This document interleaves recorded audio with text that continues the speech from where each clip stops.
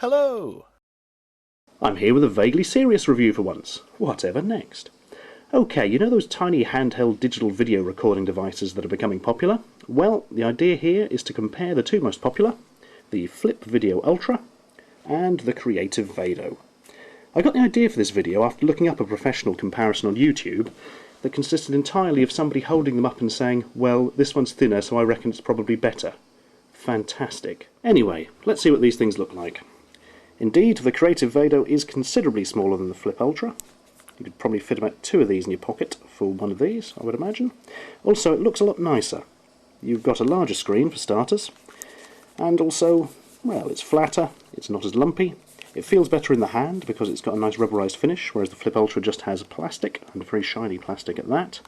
And this is quite nicely styled, whereas this is sort of a bit Fisher-Price, kid's toy, big red button in the middle, let's have fun with grandma, isn't it?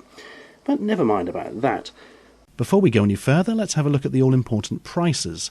The Vado weighs in at £80 recommended retail, or $100, but if you shop around, go on eBay and avoid the really dodgy-looking people, you can get one for about £55 or $85. The Flip Video Ultra, on the other hand, comes in at a slightly more hefty £100 or $150, and even by shopping around you're not going to save much. £85 and $110 are the best I could find. You'll also notice, of course, that they're considerably more expensive in the UK than they are in America. What a surprise, he lied. Now the controls for these are suspiciously similar. They both have a little joypad type thing for fast forward, rewind and zoom in, zoom out, and they both have big central record buttons, and they both have playback buttons, and they both have delete buttons. They both have power buttons, they're at the same place. They both have AV out, so you can plug it directly into your telly for playback, and neither of them can actually accept headphones directly. So if you did want to watch back with headphones, you're absolutely stuffed. You'll have to make some sort of ridiculous adapter lead that's about 40 miles long and has 93 connections in it. Lovely. Something that is different on both is the way they handle USB connections. On the Flip Video, pull this switch down, and like some crazy flick knife, out comes a USB connector. Very rigid. You're not going to plug into a desktop directly, you'll need an extension lead, which it doesn't come with. Naughty. Whereas the old Creative Vado, you pull out a little bit of rubber, and attached to it is a slightly floppy USB connector, held in by a magnet, which is quite clever. Less clever is the way that when it's in, that lump sticks out. It sort of ruins the flat surface of the bottom, meaning you're going to need a little tripod. But there you go. Might fit it into a laptop, but again, probably going to need an extension lead with it, which you don't get with it. Naughty! Something else interesting is that the battery systems are completely different. On the Flip, you open her up, and indeed, two AA batteries, which it does come with, so that's something. However, open up the Vado, and you have an internal lithium-ion battery, which it comes with, obviously. Very, very odd. They would use such completely different systems. Now you might think, hey, AA battery, that's a good idea. I can put new batteries in the field and get more video out. Yeah, but this will only record up to 60 minutes, whereas this will record up to 2 hours. And the battery will last about 2 hours as well, unless you've used it a lot, and then it will degrade slowly, I imagine. Don't you just love batteries? Time for a look at the technical specifications, and my word, are they similar. They both record video in 640 by 480 resolution, they both record at 30 frames per second, they both have a 2x digital zoom, such as it is. The first real difference is that the Vado has a low-quality video mode, which enables you to squeeze twice as much into its internal memory. It's not actually a whole lot lower quality when you view it either, but I'll be using the high-quality version for this comparison. The screen on the back is 2 inches for the Vado, whereas the more expensive Flip Video has only 1.5 inches, and it is considerably lower quality, as I'll show you in a minute. And they both record using some kind of MPEG-4 compression. I believe the Vado was Xvid, not so sure about the Flip Video Ultra. They have virtually identical controls, so they're both as easy to use as each other, and that is very easy indeed. Oh, and they both have software enabling you to quickly and easily upload your videos straight to YouTube and other video sharing sites. However, if you're uploading unedited footage directly to the internet for other people to see, you don't really deserve to have a video camera, or the ability to breathe. Something they both do very well that's important is start up quickly. There's nothing worse than going to film something and it's buggered off by the time your camcorder's started. Flip the Flip on the Flip, hear the blip, and you're ready to record. Whereas on the Vado, hold the power button in for a second, release, hear annoying chimes, and there we are, you're ready. Fantastic. Let's have a look at the screens and compare while we're here. you'll notice the Vado one is not only considerably larger, but it's much higher resolution, and that's incredibly important because of course it's your viewfinder as well as your playback screen. In fact, the Flip Ultra one doesn't show exactly what's on the edges of what you're recording, which is a spine for setting up shots. The Vado also does that, but to a much lesser extent. But I mean, look at them. Overall, definitely winning out with the Vado there by a big margin. One other thing we'll get into while we're here. What do you get free with them? Well, the Vado comes in this sort of clamshell cum box device. And what do you get with it extra? Absolutely nothing. Lovely.